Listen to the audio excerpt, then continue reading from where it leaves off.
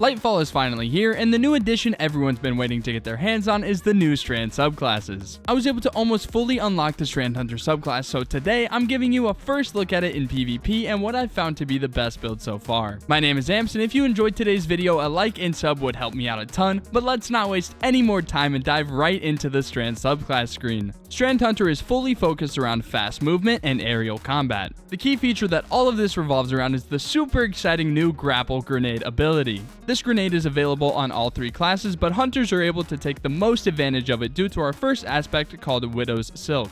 Widow's Silk reads, you have an additional grenade charge. Your grapple creates a grapple tangle at the grapple point. This of course means yes, you will have 2 grapple charges, which is extremely nice, but also at the end of your grapple, it will create a grapple tangle, which is a little node that allows grappling hooks to be absolutely free. It will fully refund your energy. Very nice for any teammates that happen to be running grapple hook as well. Our second aspect is called Ensnaring Slam and reads, activate your air move to consume your class ability energy and dive into the ground, suspending all nearby targets on impact. Using this ability extends class ability cooldown time. So this is an air move just like Shatter Dive and Quick Fall for hunters, but this time when you hit the ground, you're going to be suspending enemies. Suspending in PvP means the enemy guardian will be lifted off the ground floating in the air and they will be in third person, only able to hip fire their weapons. But yeah, I can say this ability is very strong. It also has a unique animation from the other 2 hunter air moves, and let me tell you, I like this one a whole lot more. You will actually jump into the air, do a backflip, and then move in any lateral direction quite a bit of distance. This definitely seems to be more of a movement option versus Quick Fall or Shatter Dive.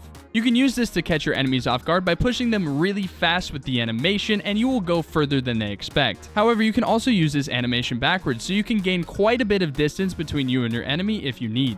Really love this aspect. Moving on to our melee, which is Threaded Spike. Threaded Spike is when you throw a rope dart and it bounces between enemies and will sever them. The sever debuff will actually reduce the amount of damage that the enemy will do while they are severed. And when you defeat a severed target, they will unwind into a tangle. Tangles are going to be a very key part of this build, so more on that later. Lastly, we're going to choose Gambler's Dodge here because it provides us an easy way to get our full melee charge back when dodging near an enemy player. I was debating on using Marksman's Dodge, however, because of its shorter cooldown time versus the other dodge. This would come in handy because Ensnaring Slam, if you remember, takes our class ability energy, so if we chose the shorter cooldown, we would have this more often. However, being able to fully get your melee charge back by just dodging seems like it's more valuable to me than just having slightly more ensnaring slams. Let's move on to the fragments, and the first fragment is Thread of Ascent. This is actually the fragment that comes with the base Strand subclass when you get it. And I'm so glad that's the case because it works perfectly with our build. It reads, activating your grenade ability reloads your equipped weapons and grants bonus airborne effectiveness and handling for a short duration. It also gives plus 10 mobility. Remember, our grapple counts as our grenade ability, so whenever we grapple, we're going to get a nice buff in airborne effectiveness, which obviously is super handy. We'll be in the air, and we'll get a super nice bump in handling as well.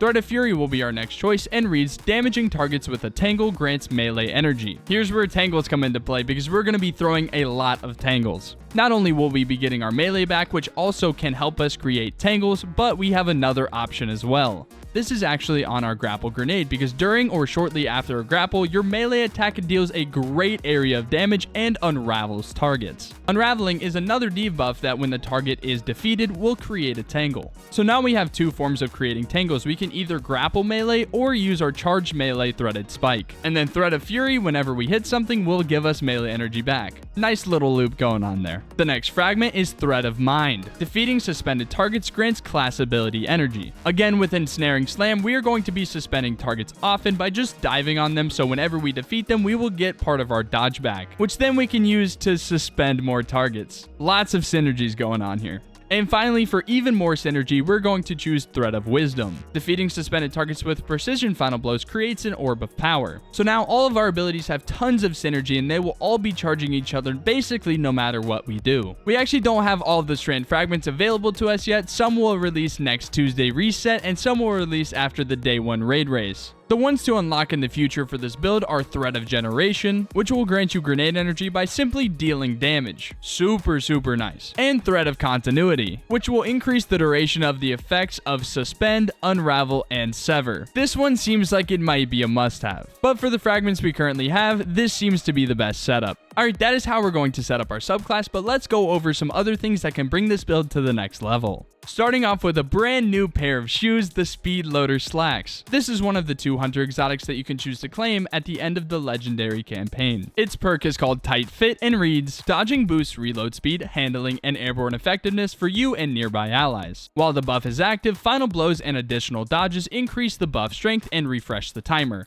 Maxes out at 5 stacks. So this exotic is sort of similar to Dragon Shadow. However, it also works for allies and is refreshable. Simply dodging will actually give you a plus 30 airborne effectiveness bonus to all of your weapons. As I said before, Strand Hunter is all about aerial combat, so this is going to come very handy. And also, you might notice a specific mod on these boots that you're questioning, why would you run that in PvP? But I'm here to tell you, yes, scavenger mods actually do work in PvP again. So now anytime you pick up a special brick, you will get 2 ammo instead of 1 with this mod on. I don't know if this is intended or not, but I guess we'll see. I also have 2 copies of Innervation on because it reduces my grenade cooldown every time I pick up an Orb of Power. Your eyes do not deceive you. On my class item, I am running 3 copies of the Bomber mod. Bomber will also reduce your grenade cooldown whenever you use your class ability. You're starting to notice the trend here. We're trying to chain our abilities with each other and focus on getting our grenade charge as much as possible. Next on the gauntlets, I have 2 copies of Grenade Kickstart. Grenade Kickstart more or less works the same, which is when your grenade energy is fully expended, you gain grenade energy back. So whenever we grapple, we'll get a nice little bump of energy returned to us. And then I also have 1 impact induction mod on because causing a damage with our melee attack will also give us grenade energy. And to finish off our loadout, we're going to go over weapons. My kinetic weapon of choice is going to be my Rose for a couple of reasons. 1, because this is one of my favorite hand cannons in the game, but 2, it synergizes almost perfectly with this build. With the introduction of Strand, Elemental Capacitor will now grant airborne effectiveness to your weapon when you have Strand equipped. This brings the airborne effectiveness of my weapon all the way up to 65 airborne effectiveness. So when we have the buff from our exotic boots, we'll be all the way up at 95 airborne effectiveness. We're going to be in the air a lot, so we're going to need it. Another option in the kinetic slot would be Quicksilver Storm. Its new catalyst actually creates a tangle whenever you defeat a target with grenade launcher mode. And then also we're going to be in close quarters a lot of the time, so I'm pairing it with my favorite shotgun, Matador.